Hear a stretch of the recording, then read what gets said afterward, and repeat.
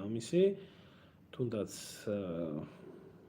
პირველი მსოფლიო ომის დროს რო გავიხსენოთ, ანტანტის ქვეყნები, რომლებიც რუსეთთან ერთად გერმანიას ებრძოდნენ, უცებ რუსეთის კოლონიზატორები გახდნენ და ინტერვენცია დაიწყეს რუსეთში, მას შემდეგ რაც რევოლუცია მოხდა, აღარავის გაახსენდა ის რაც იყო და ეს არის ნორმალური, აბსოლუტურად ნორმალური არის, იმიტომ რომ პოლიტიკას არ გააჩნია გული, პოლიტიკას გააჩნია ინტერესები. აქედან გამომდინარე, ფაქტი არის ის, რომ ამერიკული ინტერესები და ამერიკული, ესე რომ ვთქვათ, პოლიტიკა ხდება ცვალებადი და ის რაც გუშინ მისაღები იყო მსოფლიოსთვის, დღეს უკვე მისაღები არ არის. ახლა რაში არის აქ საქმე? საქმე არის იმაში, რომ ერთი იდეოლოგიური საწყისი დღევანდელ ადმინისტრაციას და ევროკავშირის ქვეყნებს შორის რადიკალურად განსხვავებულია.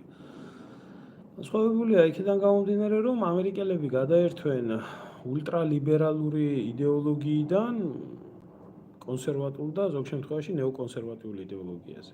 ევროპაში კიდე არსებობს თავისთავად ეს ლიბერალური იდეოლოგია, რომელიც ერთმანეთიდან კატასტროფულად აცდენილი არის და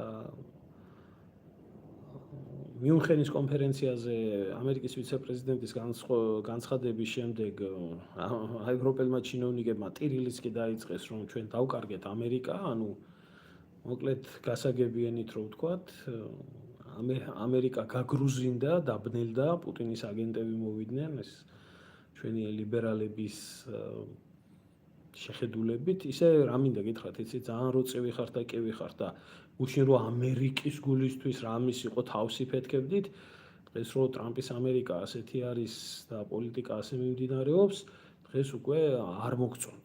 თუ არ მოგწონთ ეს ამერიკა, განსაკუთრებით ეს ბიონაგავი, რომელიც ამერიკაში ხარ ჩაყრილი, ეს ნაცლიბერასტული სასტავი, დაანებეთ თავი ამ ამერიკას და წაით ჩელიაბინსკში, თუ არ მოგწონთ.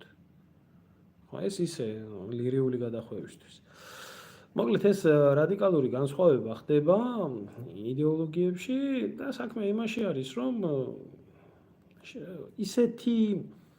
ისეთი განცდა გეუფლება ადამიანს ამ ყველაფრის შემხედვარე, რომ ამერიკის შეერთებული შტატები და რუსეთი ერთობლივად ახდენენ ევროკავშირის დაშლას.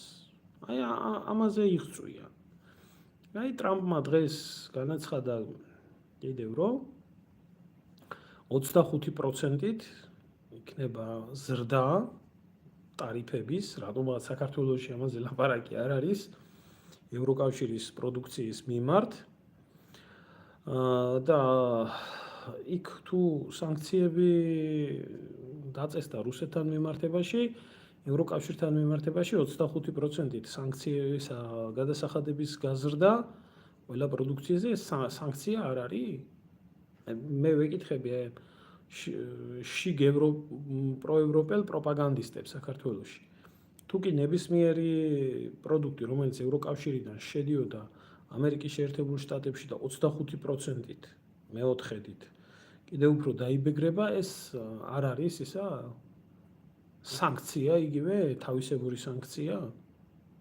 ხო, ამიტომ ტრამპი ატარებს იმ პოლიტიკას, რომელი პოლიტიკაც მისი ქვეყნისთვის არის საინტერესო და საჭირო, მაგრამ ზუსტად ამ პოლიტიკაში ჩნდება ის, რომ ევროკავშირი ამერიკელებისთვის მიუღებელია, ასევე რუსებისთვის რომ მიუღებელია, ამას რა თქმა უნდა ლაპარაკი.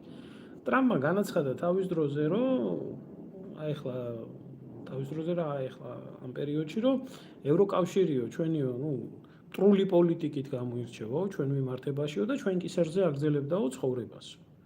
და უფრო საინტერესო იყო, რომ რაც თქვა, ყველაზე მეტი სიმართლე ის იყო, რომ ევროკავშირიო შეიქმნაო იმისთვის, რომ ცალკეული, ასე რომ ვთქვათ, ცალკეული ღერძი ყოფილიყო და ამერიკული გავლენიდანო გამოსულიყო.